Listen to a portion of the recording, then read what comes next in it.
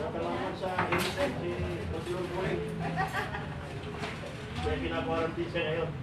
May iisip siya.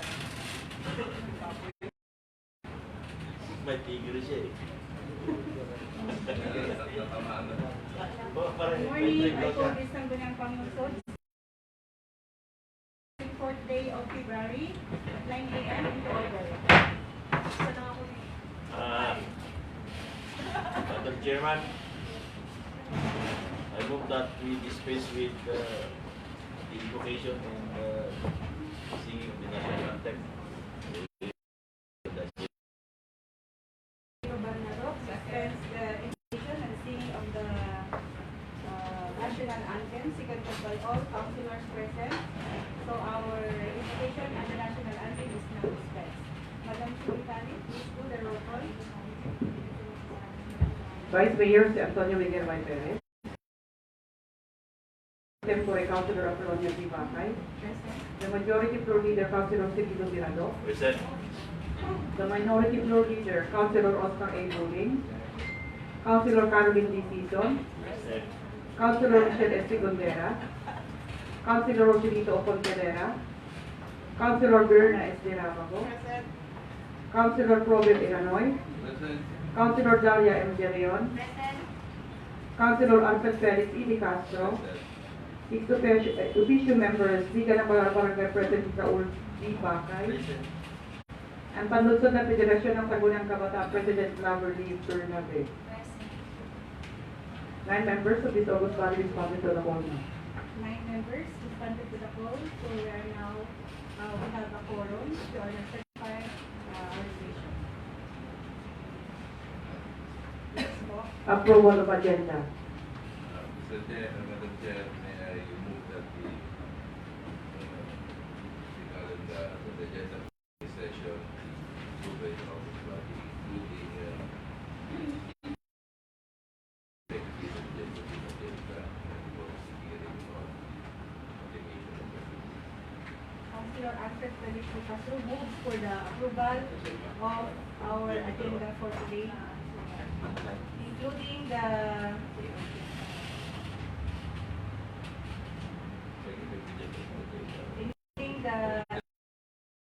executive and legislative agenda. Second. Seconded by Councilor Cirilo Canrado. So our agenda for today is now approved. Now proceed to the reference of business. Under proposed ordinance for first reading, we have the ordinance, a proposed ordinance prohibiting gambling and other illegal gaming in the city of Alaminos, Pangasinan, and imposing penalties thereto and for other purposes.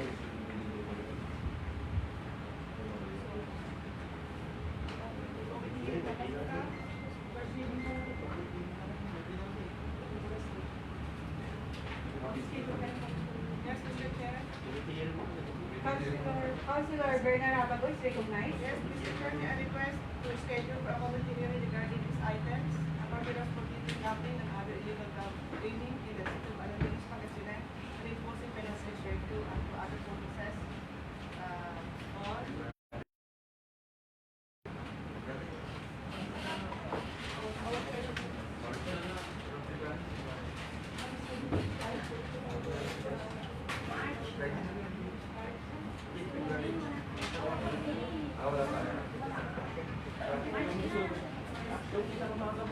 Nuwibes. Dos. Sa Nuwibes. Bukit lang tayo. Nuwibes na mayroon pwede. Pero sa 27, pwede ka lang. Wala kami dyan. Sa committee.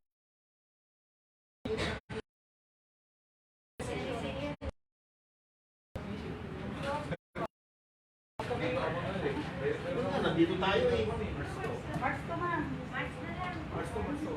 May public hearing naman yan eh. Ay, public hearing. Public hearing lang para matangalo eh.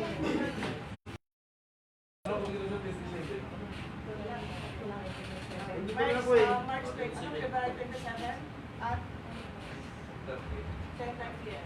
Councilor Bernard Abago is scheduled for a committee hearing on March 27 at 10:30 in the morning.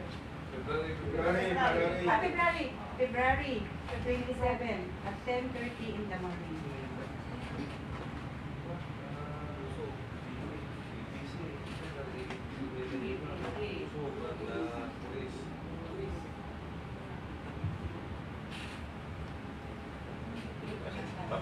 Kasama niya. Pagkikil na lang sila.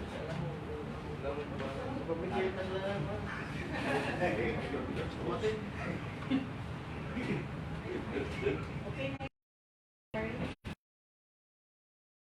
The proposed resolution.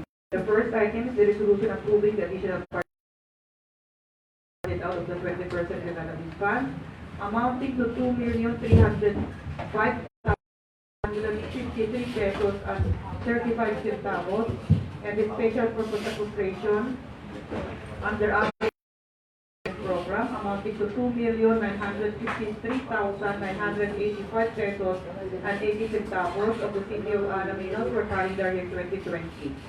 The next item is a resolution approving the additional partial list of the special purpose appropriation under other infrastructure development program amounting to 3,463,425 pesos of the city of Alaminos for calendar year 2020. And the last item is the resolution authorizing City Mayor Art Brian C. Celeste to enter the contract of service with Dr. Sheldon Steven C. Aquino, a registered pathologist by profession for the provision of assistance in the delivery of clinical. One and number two, we have Madam Delia Laroque, our City Government Assistant Department Head 1 from the Budget Office, and Ms. Ma'am Pamela G. Rawat, also from the Budget Office, and Engineer Ruel Escamba from City Engineering's Office.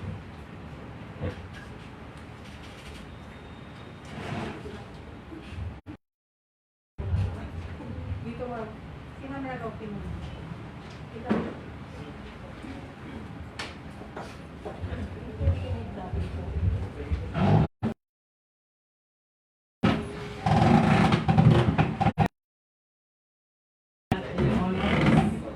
So, ito po yung mga projects and activities na under the 20% development. Number one is the labor and materials for the construction of wings of multipurpose building at Barangay Telbang worth 1,740,000. And another one is the labor repair and multiple bangan worth 550.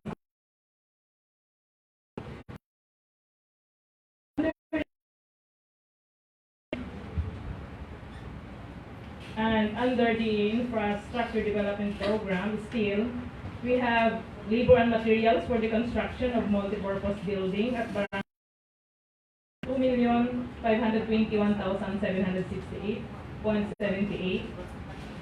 Another one is labor and materials for the construction of a stage of Barangay Amanjego. Sa Barangay Auditorium po ito, phase 1, worth 377,353.21. And the last one, under the special purpose, is the labor and materials for the proposed installation of solar Mona, worth 54,863.81.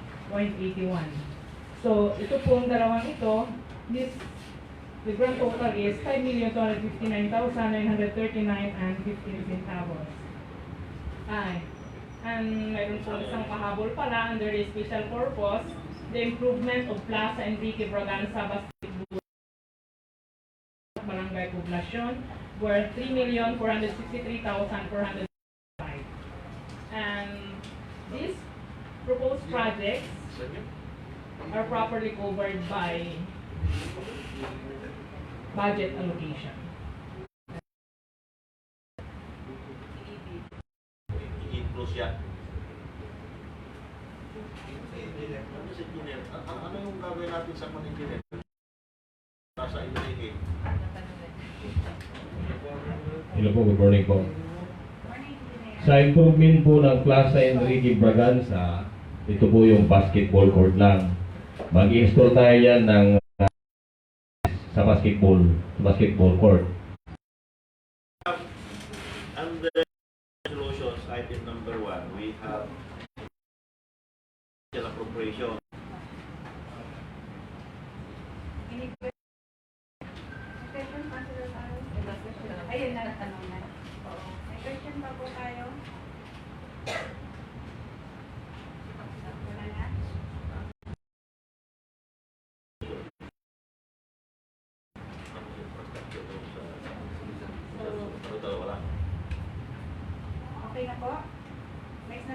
next speaker. A month back, kasi namatay siya of liver. Mahilig po siyang uminom, manigarilyo. Yan. O sana, no? So, we must have our pathologist again. Kasi kung hindi po, mawawalan po tayo ng lisensya. Anyway po, yung contract of service po nila is supervisory lang po. Actually, para bang ginagamit mo yung pangalan para makakuha ka ng permit sa clinical lab. Actually, we have 2 laboratories, the drug testing lab. Ako yung head of the laboratory. Yung pathologist, I am not a pathologist. Kaya kailangan po pathologist ang mag-head. We will be paying Dr. Aquino with a retainer's fee of 5,000 pesos per month. Yun po yun, ma'am. Yun lang po ibabayad natin. Yes, ma'am. 5,000. 5,000 pesos per month. Actually, 3,000 lang po yan dati. Pero nagtaas po sila ng rate. For the last 10 years po ni Dr. De Leon, ang payment lang po, ang standard payment ng mga pathologists na ganun po yung nature ng kanilang services, 3,000. Eh ngayon po nagtaas sila.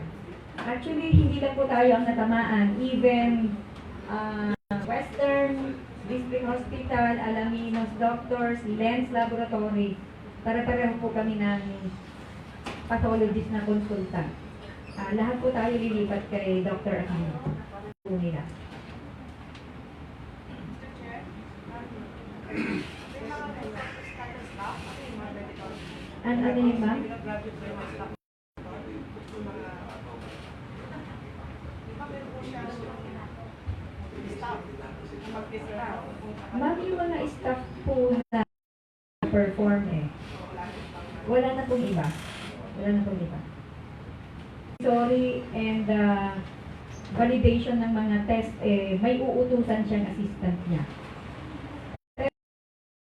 Babayaran niyo na. Siya lang po.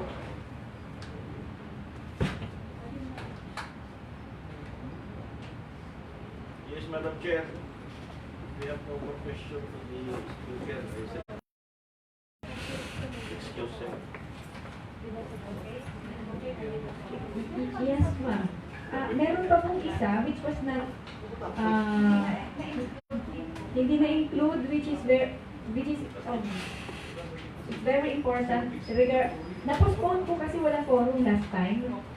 Regarding the dialysis clinic, may MOA din po kasi. Yung MOA po na yan, to date, we have 5 dialysis machines. We have 5 dialysis machines na ilalagay natin sa dialysis clinic.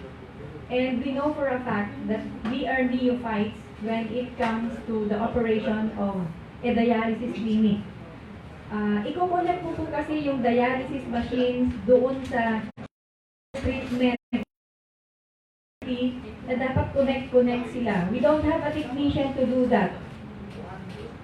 Dapat i-train mo pa. But here is now the proposal of the one who supplied our dialysis machine. Nakiki-proposal po ang MOA po nila is they will be giving us additional 8 machines para makumpleto po natin yung capacity ng ating dialysis clinic na 14 dialysis. So yung additional 8 po machines, hindi po natin babayaran sa kanila. Parang magiging PPP, Public-Private Partnership. With all the maintenance, with all the na kailangan para makonect lahat, sila na po ang bahala sa operation. Ang bayad doon sa yung sa atin. Pero included na din po sa maintenance yung nabili natin from them is 1,600 per patient po. Yun po yung ibabayad sa kanila. Actually, sila po ay mag-aantay. Halimbawa po, kung yung pasyente po natin ay PhilHealth holder, all PhilHealth allowed po siya ng 90 sessions na libre, babayaran ni PhilHealth. yung kanyang gastusin. Si Corbridge, which is the company that is proposing the MOA, babayaran lang natin siya pag nagbayad na si PhilHealth. So kung hindi magbabayad si PhilHealth, as what is happening now sa R1MC, hindi siya nababayaran. Kasi